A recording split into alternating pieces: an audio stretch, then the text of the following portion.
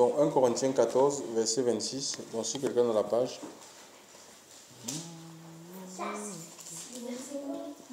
Verset 26, ouais. Vas-y, verset 26, oui, le verset 26. 1 Corinthiens 14. Oui. Que faire donc, frères, lorsque vous assemblez les unes ou les autres? Parmi vous faut-il un cantique, une instruction, une révélation, une langue, une interprétation, que tout se fasse pour l'édification. Oui, c'est bon. Donc, je reprends ici. Donc, dans ma version, il est dit: que faire donc, frère, quand vous vous assemblez ou quand vous réunissez? Les uns ou les autres ont un cantique. Dans toutes les versions, c'est somme. Ou un enseignement, ou une langue, les uns ou les autres. Ou une révélation, ou une interprétation, que tout se fasse pour l'édification. Donc, ici, c'est une lettre que Paul adresse aux croyants, à l'Église. L'Église, c'est le rassemblement, en fait, des croyants, des gens qui ont cru en Jésus-Christ et qui suivent son enseignement, en fait. Donc, ce sont les disciples du Seigneur. Donc, un disciple, c'est quelqu'un qui écoute l'enseignement d'un maître dans le but de vivre cet enseignement. Alléluia. Il n'écoute pas seulement. Et puis il passe à autre chose. Non, il écoute pour vivre cet enseignement. Alléluia. Donc voilà, il appelle à vivre l'enseignement du maître, à reproduire la vie du maître. C'est ça un disciple. Donc ici, il est dit les uns ou les autres. D'accord? Ça veut dire que quoi? Ça veut dire qu'on assiste ici. Le rassemblement doit être, le rassemblement de croyants doit être interactif en fait. Donc il n'y a pas de place pour, je ne sais pas,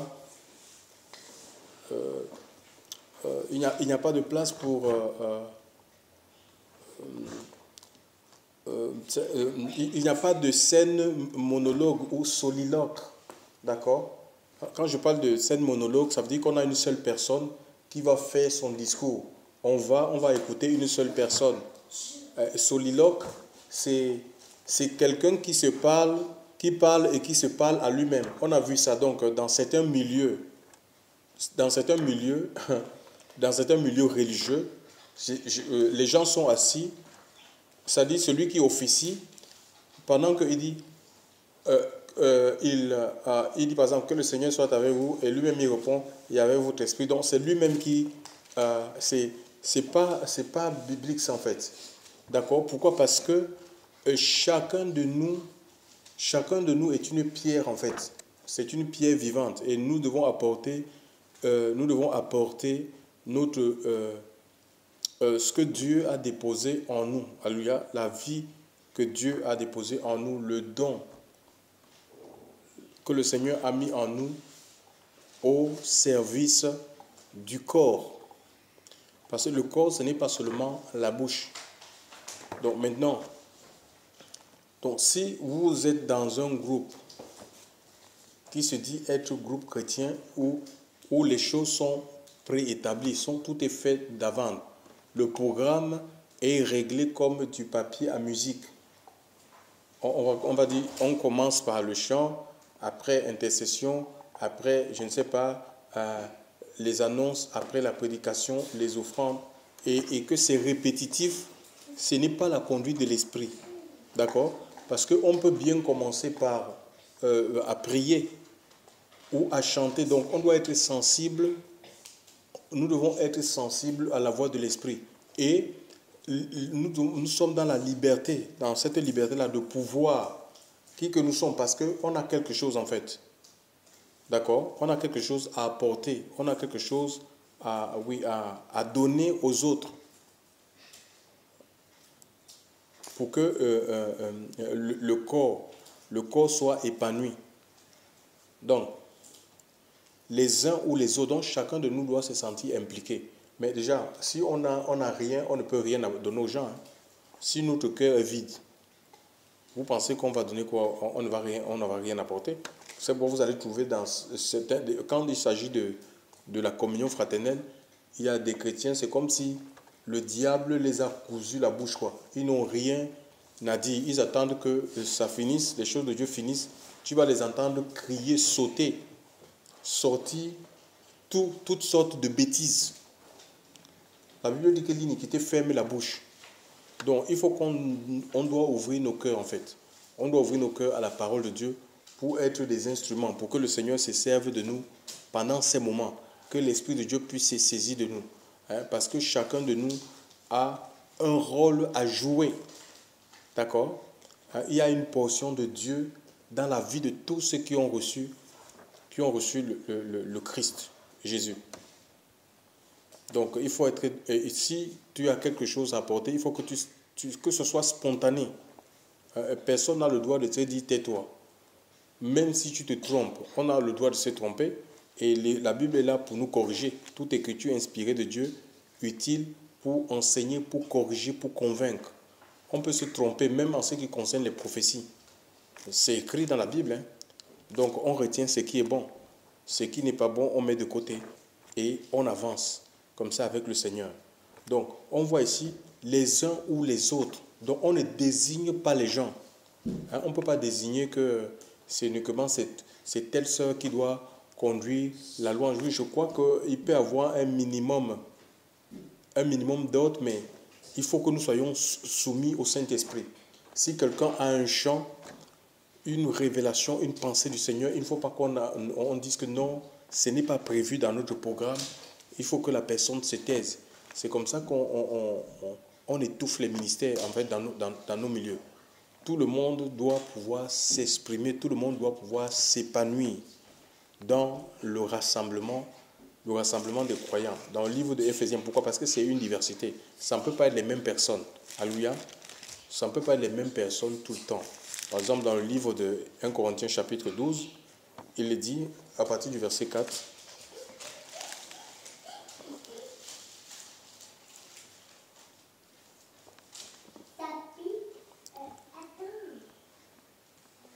qu'est-ce qu'il est dit?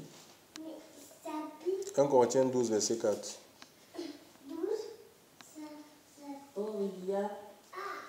Or, il y a diversité de dons, mais il n'y a qu'un même esprit. Mais il y a aussi diversité de services, mais il n'y a qu'un même Seigneur. Il y a aussi diversité d'opérations, mais il n'y a qu'un même Dieu, qui opère toutes choses en tout. Or, à chacun est donnée la manifestation de l'esprit pour utilité commune. Voilà, donc ici, on nous dit qu'il y a diversité d'opérations, de dons, alléluia, de services et qu'à chacun est donné une manifestation. Pourquoi? Pour l'utilité, pour l'édification du corps dont nous parle l'apôtre Paul. Hein? Donc tous ces dons, tous ces services, toutes ces manifestations ne reposent pas sur le pasteur, sur le visionnaire. D'accord? Il y a une diversité. Et dans cette diversité-là, chacun de nous est appelé à se retrouver pour contribuer à la construction du corps de Christ. C'est un corps qui est spirituel, hein, où l'église du Seigneur, ce n'est pas un bâtiment. Alléluia. Donc, c'est nos vies. Donc, voilà, on voit que il ne faut pas être là passif. Hein, il ne faut pas qu'on soit des chrétiens, des enfants de Dieu passifs. D'accord? On a un rôle à jouer. Pour cela, il faut vraiment qu'on puisse cultiver une relation, une intimité avec le Seigneur pour que quand nous nous rassemblons, l'Esprit de Dieu puisse se saisir de nous, hein, puisse mettre quelque chose pour pouvoir édifier, encourager, fortifier les frères et sœurs dans la foi. On n'est pas le seul, personne n'est indispensable, d'accord? Hein, il y a des assemblées, par exemple, où ils ont 3 cultes. Et c'est le pasteur qui assure tous les 4 cultes. Quand le pasteur voyage, il fait venir un autre pasteur d'une autre assemblée. Donc, ça veut dire qu'il n'y a aucun frère dans l'assemblée qui peut se lever. On n'a pas besoin d'être pasteur pour prêcher la parole de Dieu. Hein? Il y a les dons comme les dons d'exhortation. Hein? Par exemple, on va lire ça, Romains 12. Hein?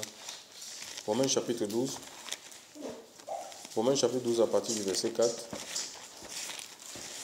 Il y a des dons spirituels. Hein? Donc, on n'a pas besoin d'être pasteur pour être utilisé, pour prier sur les malades. On n'a pas besoin d'être pasteur parce qu'il est parlé des dons de guérison. Hein? Il y a des gens qui ont les dons de guérison et tous ces dons sont étouffés en fait. Les gens ils sont assis comme ça, ils ont les grâces de Dieu assis sous les chaises. Il y a un monsieur qui ressentait l'appel de Dieu un jour dans sa vie, un frère, et il est allé voir le pasteur responsable. Le pasteur responsable a dit que ici, pour que tu puisses exercer ici, il faut attendre qu'un ancien meure. Vous vous rendez compte? Il faut attendre qu'un ancien meure. Mais c'est quoi comme ça? C'est pas parce que les gens, on est resté focalisé dans un endroit. Le Seigneur, l'œuvre de Dieu est appelée à s'élargir. On forme les disciples quand ils sont mûrs. Un disciple mûr, il fait les mêmes choses comme le maître et puis on l'envoie, l'œuvre s'étend. Hein? Nous, on a conçu un christianisme où l'œuvre de Dieu s'étend sur place, là où il y a le visionnaire. Ça veut dire que nous avons un bâtiment, on commence un bâtiment comme ça, plus les gens viennent, on commence à casser les murs, à étendre les murs. Le Seigneur demande d'aller dans les nations. Nous devons sortir de notre localité. C'est comme ça, quand les gens ils ont formé, on les envoie ailleurs. Alléluia. On les envoie ailleurs pour annoncer le message de Christ, pour commencer l'œuvre de Dieu. Ce n'est pas de rester dans un endroit vieilli sur place. Le Seigneur n'a pas procédé de la sorte. D'accord? Donc, tout le monde a un rôle à jouer. Tout le monde a un rôle à jouer. Donc, parce que le fait qu'on laisse, on nous embrigade. Est-ce que les apôtres, regardez à la Pentecôte, les apôtres ne se sont pas mis à casser les murs de la chambre haute pour que tous les 120, les 3000 qui avaient donné leur vie puissent s'enfermer dans cette pièce. Non. C'est pas comme ça. Il faut qu'on change. Que vraiment que Dieu puisse renouveler notre intelligence en fait. Qu'on puisse être dans la vision des apôtres. Et l'Église véritable est fondée est établie sur le fondement des apôtres et des prophètes. Éphésiens 2, verset 20. Et Jésus-Christ étant la pierre angulaire. Donc on ne peut pas bâtir en dehors de la pierre angulaire. Alléluia. Et ils sont nos modèles. Nous devons procéder. Non. Oh.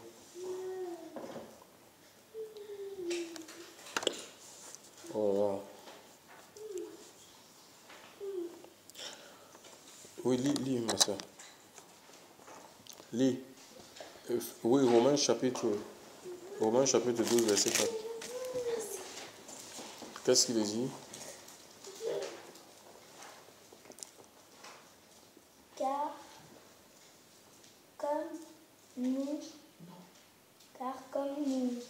avons plusieurs membres dans un seul corps et que tous les membres n'ont pas la même fonction, ainsi nous qui sommes plusieurs, nous formons tous un membre les unes des autres, puisque nous avons des dons différents selon la grâce qui nous a été accordée, que celui qui a le don de prophétie, oui. Excel, oui. Selon l'analogie de la foi, oui. Non. Que celui qui est appelé au ministère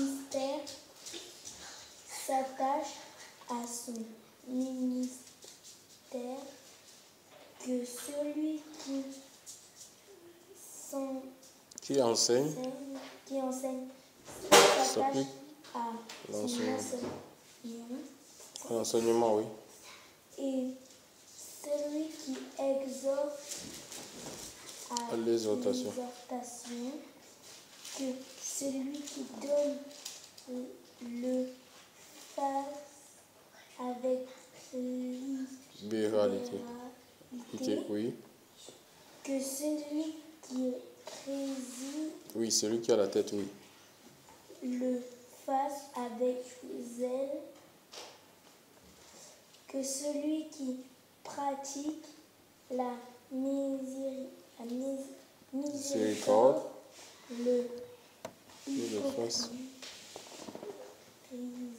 qu'il le fasse joyeusement. Voilà. Donc on voit ici que celui, on voit que tout le monde a reçu, d'accord? C'est un rassemblement de personnes qui ont un talent, un charisme, un don, un appel, une vocation.